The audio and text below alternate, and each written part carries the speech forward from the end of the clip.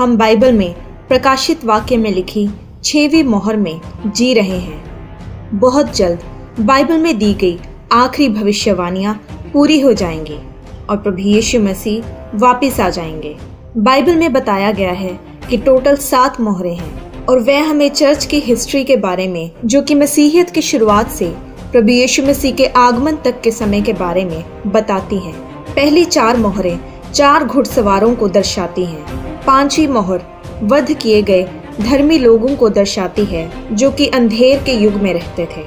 7वीं मोहर प्रभु यीशु मसीह के दोबारा आने को दर्शाती है। अगर 7वीं मोहर प्रभु यीशु मसीह के आगमन को दर्शाती और 5वीं मोहर बुरे समयों को यानी अंधेर के समयों को दर्शाती है, उसका मतलब है कि 6वीं मोहर अंधेर की सदियों और यीशु मसीह के आगमन के समयों के बीच का समय है और वह यही समय है जिसमें हम जी रहे हैं। 6वीं मोहर के बारे में प्रकाशित वाक्य 6 की 12 से 13 में लिखा है, जब उसने 6वीं मोहर खोली तो मैंने देखा कि एक बड़ा भूकंप हुआ और सूर्य कंबल के समान काला और पूरा चंद्रमा लहू के समान हो गया।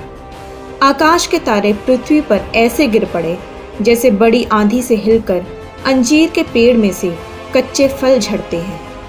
यहाँ बहुत से चिन्हों के बारे में लिखा हुआ है जो कि सूरज, चांद और सितारों में देखे जाएंगे और ये वही सारे चिन्ह हैं जो कि सुसमाचार की पुस्तकों में प्रभु यीशु मसीह ने दुनिया के अंत के बारे में बताए हैं। जैसे कि मत्ती की पुस्तक 24 की 29 में लिखा है कि उन दिनों में कलेश के तुरंत बाद सूर्य अंधियारा हो जाएगा और चंद्रमा का प्रकाश जाता रहेगा और तारे आकाश से गिर पड़ेंगे और आकाश की शक्तियां हिलाई जाएंगी। यहाँ जिस कलेश की बात की गई है वह उन्हीं डार्क एजेस यानी अंधेर के समय में था। तब बाइबल पर विश्वास करने वाले मसीही लोगों को रोमन कैथोलिक चर्च के हाथों से बहुत कलेश सहना पड़ता था। रोमन कैथोलिक चर्च के पास तब यूरोप में 1000 सालों से भी ज्यादा समय के लिए सबसे बड़ी रिलीजियस अथॉरिटी थी और जो भी उस अथॉरिटी की खिलाफत करता था उसे बड़ी निर्दयता के साथ सताया और मारा जाता था, जैसा कि वाल्डेंशियंस, हसाइट्स, लोलार्ड्स और प्रोटेस्टेंट्स। पर 1798 में रोमन चर्च की पावर तब जाती रही जब फ्रेंच जनरल बर्थियर ने पोप पायस 6 को अगवा कर लिया और वे वहीं पर 1 साल बाद मर गए। पर उससे पहले भी प्रोटेस्टेंट्स के द्वारा लाए गए बदलावों के कारण रोमन कैथोलिक चर्च की पावर कमजोर होती जा रही थी। बहुत से देश प्रोटेस्टेंट्स बन गए, जैसा कि Sweden, Denmark, Norway, Finland, England और जर्मनी के कुछ हिस्से भी। और मसीही लोग सताव से बचने के लिए यूरोप को छोड़कर अमेरिका जाने लगे। 1620 में वे मेफ्लावर नाम के शिप से अमेरिका पहुंचे, जिसके बाद 1776 में अमेरिका ने भी इंडिपेंडेंस घोषित कर दिया। इन सब बातों के कारण डार्क एजेस में सताव का अंत हुआ और जब सताव का ये समय खत्म हुआ तो 6वीं मोहर के पहले चिन्ह दिखाई देने लगे। जैसा कि बाइबल में प्रकाशित वाक्य 6 के 12 में बड़े भूकंप के बारे में लिखा है, ग्रेट लिस्बन अर्थक्वेक, जो कि 1 नवंबर 1755 को आया।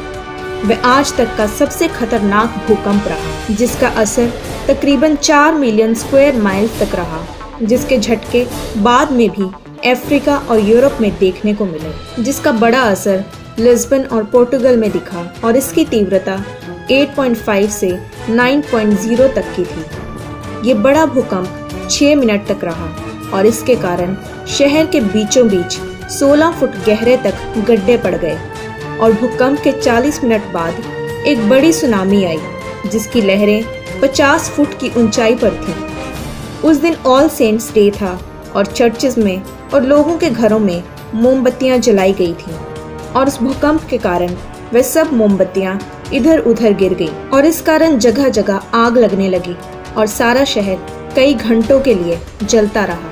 इस कारण सिर्फ लिस्बन में ही 1000 से 1 लाख लोगों की मौत हुई, जिससे कि यह हिस्ट्री का सबसे खतरनाक अर्थक्वेक बना। फिर प्रकाशित वाक्य 6 के 12 में लिखा है कि सूर्य कंबल के समान काला और पूरा चंद्रमा लहू के समान हो गया। 19 मई 1780 को लिस्बन अर्थक्वेक के 25 सालों बाद ये बात पूरी हुई।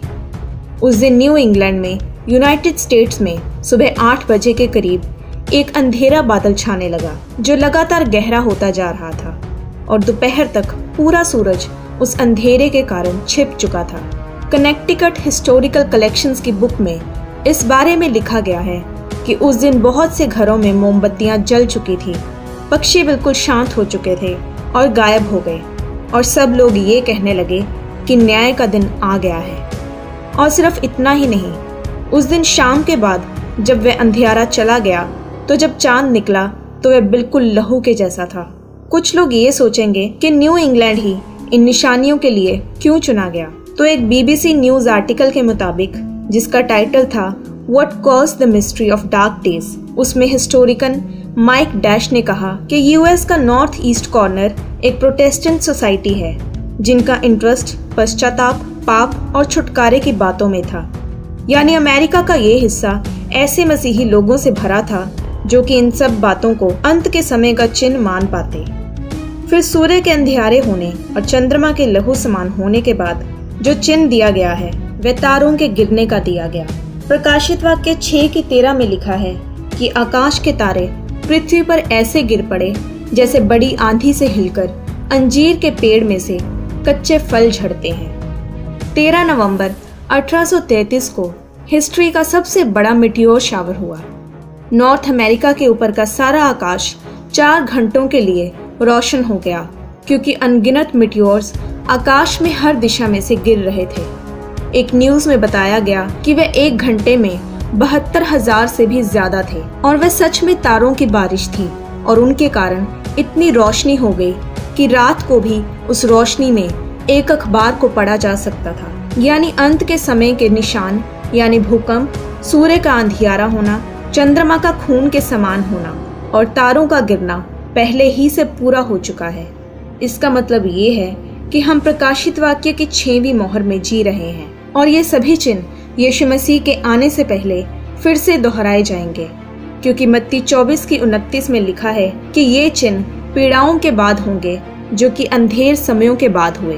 पर यहाँ जब प्रकाशित वाक्य में ये लिखा है तो ये यीशु मसीह की दूसरी बार आने के बारे में लिखा है। तो इसका मतलब ये है कि यीशु मसीह के आने से पहले ये सभी चिन्ह दोबारा होंगे।